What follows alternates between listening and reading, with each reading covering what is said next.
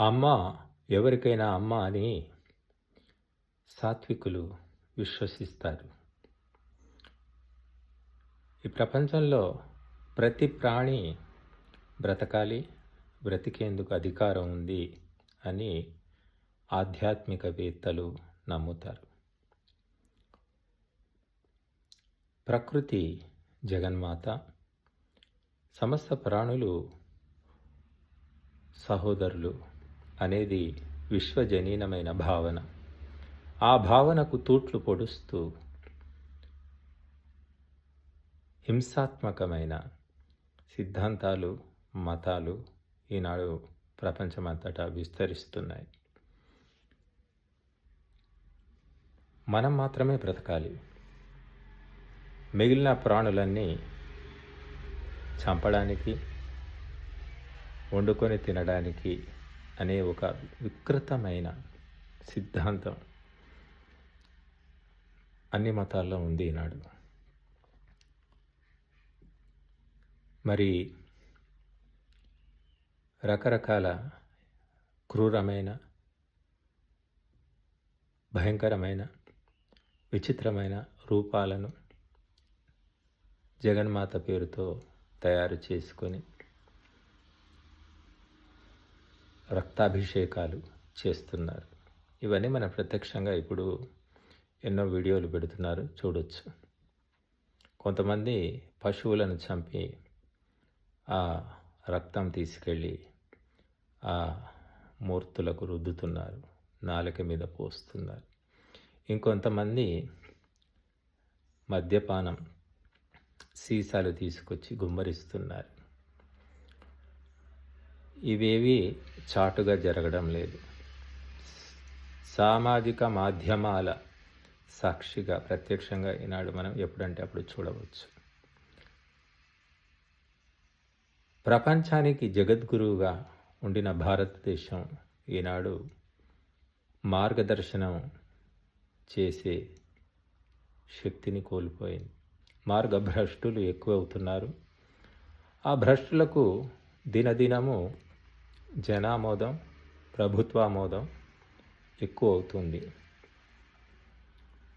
ఇప్పటికీ నాకు తెలిసినంత వరకు, నేను గమనిస్తున్నంత వరకు అన్ని సిద్ధాంతాల వాళ్ళు, భారతదేశంలో పుట్టిన అన్ని సంప్రదాయాల వాళ్ళు, అన్ని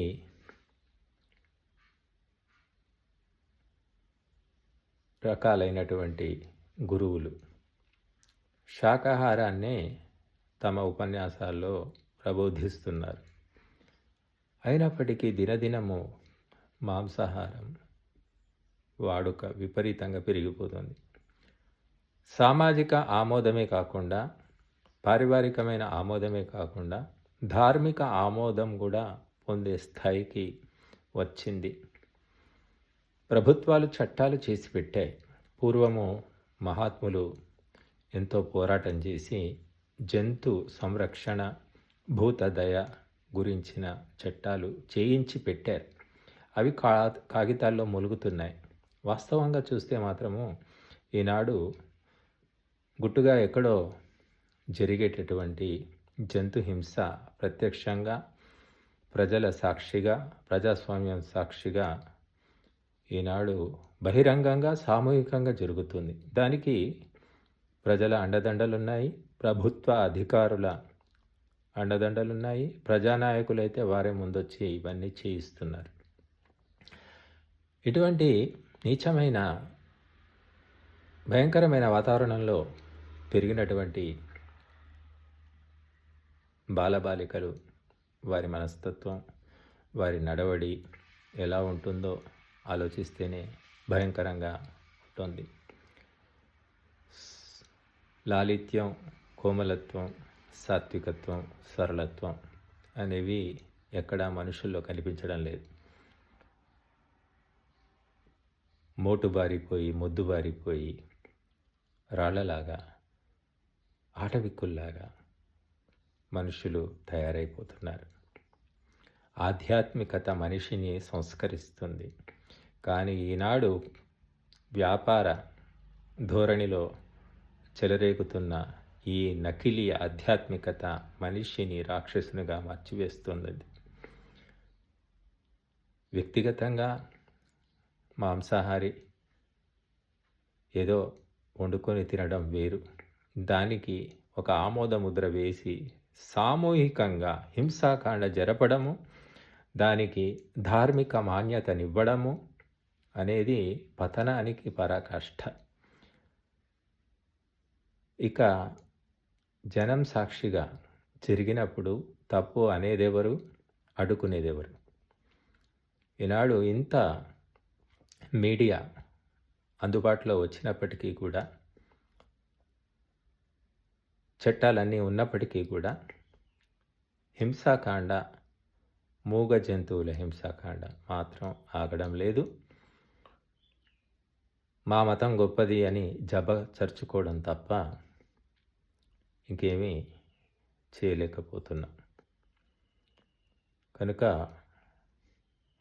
భగవంతుడు రక్తాలు, మాంసాలు, మద్యాలు, ఎముకలు ఇటువంటి నీచ వస్తువులను ఇష్టపడడు. భగవంతునికి కావలసింది శుద్ధమైన మనస్సు, పవిత్రమైన శ్రద్ధ మాత్రమే. ఈ పరమసత్యం తెలుసుకోలేక రకరకాలైనటువంటి వేషాలు, మోసాలు చేస్తూ పోతున్నారు. పరిణామం మాత్రం భయంకరం. ఎవరు చేస్తారో వారు అనుభవించవలసిందే. కర్మఫల సిద్ధాంతం గురించి చెప్పేవాళ్ళు కూడా మాంసాహారాన్ని ప్రోత్సహించడం విచిత్రంగా ఉంది. మాహింసీహి సర్వభూతాని అని వైదిక గ్రంథాలు చెప్తున్నాయి. ఆత్మవత్ సర్వభూతేషు. నీవు ఒకరిని హింసిస్తే నిరపరాధమైన అమాయకమైన జీవులను, తత్ఫలంగా నీవు కూడా హింసకు లోనవుతావు. అదే కదా కర్మ సిద్ధాంతం. ఒకరికి నీవు మంచిని చేస్తే నీవు మంచిని పొందుతావు, ఒకరికి చెడుని చేస్తే నీకు చెడు తప్పదు. నీతులన్నీ బాగానే చెప్తున్నారు, కానీ మళ్ళీ ఆచరణ దగ్గరికి వచ్చేసరికల్లా జంతువులను, పశువులను, పక్షులను మూకుమ్మడిగా చంపేస్తున్నారు. దేవతల పేరు మీద, జాతరల పేరు మీద, మొక్కుల పేరు మీద. ఆ పేరు పెట్టకున్నా బాగుండేది. మీరు చంపాలనుకుంటే చంపుకోండి, ఎటైనా చావండి. కానీ ధర్మాన్ని, దైవాన్ని ఎందుకు ఇలాగా బదనాం చేస్తారు, అపభ్రష్టం చేస్తారు? మీ వ్యక్తిగతమైన కోరికలతో మీరు చేసుకునే హింసకు ఒక ధార్మికమైన ముసుగులు ఎందుకు వేస్తున్నారు? తద్వారా అనేకులు ఇదే నిజమనుకొని అనుసరిస్తున్నారు. ఈ రకంగా హింసాకాండ పెరుగుతూ పోతున్నది. ఒక వ్యక్తి ఆకలి వేసింది, హోటల్కు వెళ్ళాడు, లేదా ఇంట్లో వండుకొని మాంసాహారం తిన్నాడు. దానికంటే భయంకరం ఏమిటంటే, ధార్మికమైన మాన్యతలు ఇచ్చి హింసాకాండను వేల మంది ముందు జనామోదంతో ధార్మిక కార్యంలాగా జరపడం. ఇది చాలా భయంకరమైన విషయం. విదేశాల్లో మాంసాహారులు చాలామంది ఉన్నారంటారు. వాళ్ళందరూ కూడా హోటళ్లలో, రెస్టారెంట్లలో, ఇళ్లలో వండుకొని తింటున్నారు. వండుకొని తినడాన్ని ఏదో గొప్ప ఘనకార్యంలాగా, పరోపకారంలాగా, ధర్మకార్యంలాగా వాళ్ళు ఏం చెప్పుకోవట్లేదు. కానీ మన దేశంలో వచ్చిన దరిద్రం ఏమిటంటే, ఈ పాడు పనులన్నిటికీ ధార్మికత ముసుగు వేసి, ఇంకా కొంతమంది సనాతనం అంటున్నారు. ప్రతి చెత్తను సనాతనం అనే ముసుగులోకి తెస్తున్నారు. సనాతనం అంటే వేదానికే ఒక పేరు సనాతనమని. వైదిక గ్రంథాలలో ఎక్కడా కూడా హింసాకాండ లేదు. ఉంది అనుకుంటే మీ భ్రమ. కాబట్టి ఈ చెత్త పనులు, పాడ పనులన్నీ దేవుడి పేరు మీద, వేదాల పేరు మీద, సనాతనం పేరు మీద చేయడం ఎందుకంటే వ్యతిరేకత రాకూడదని. అబ్బో ఎంత గొప్ప పనో, సనాతనం ఇది, సనాతనం అని మెచ్చుకోవడానికి అన్నమాట. కాబట్టి వారు వారి అజ్ఞానంతో, రాగద్వేషాలతో, మూర్ఖత్వంతో ఇటువంటి పనులు చేసుకుంటున్నామని స్పష్టంగా చెప్పి చేసుకుంటే అది వేరు. అక్కడ పెద్ద గొప్ప వాతావరణాన్ని క్రియేట్ చేసి ఏదో మేము మొక్కుకున్నాము, దేవత కోరింది అంటూ ఇలాంటి పనులన్నీ చేయడము అనేది భారతదేశానికి ఒక ప్రత్యేకమైన విషయం. కాబట్టి భారతీయులు ఎన్ని చదువులు చదివినా, ఎన్ని పదవులు అలంకరించినా బుద్ధిశుద్ధి మాత్రం అయినట్టు కనిపించడం లేదు. కనుక ప్రపంచానికి మార్గదర్శనం చేయవలసిన మనం ఈనాడు మధ్య యుగాల్లోకి వెళ్ళిపోతున్నాం. అంధకార గుహల్లోకి ప్రయాణం చేస్తున్నాం. ఎవ్వరూ కూడా ఆధ్యాత్మిక గ్రంథాలు చదవరు. చదివే ఓపిక లేదు, శ్రద్ధ అసలే లేదు. మా తాతలు చేశారు, మా తండ్రులు చేశారు అనుకుంటూ బుద్ధి భ్రష్టమై ఇలాంటి పనులన్నీ చేస్తున్నారు. ఇకనైనా మానుకుంటే మనకు ఆయురారోగ్యాలు ఉంటాయి, మనశ్శాంతి ఉంటుంది. కాబట్టి ఇతర మతాల్లో కర్మ సిద్ధాంతం లేదు, లేకపోయినా అది సృష్టి సూత్రం అనుకోండి. కానీ మనం కర్మ సిద్ధాంతం ఉంది, మంచికి మంచి, చెడుకు చెడు, పరమాత్మ నుండి, ప్రకృతి నుండి కర్మఫలాలు లభిస్తాయని చెప్పుకుంటూ ఈ హింసాత్మకమైన కార్యాలను నిర్లజ్జగా, నిశ్శంకగా, నిర్భయంగా చేయడం అనేదే బుద్ధి పతనానికి పరాకాష్ఠ.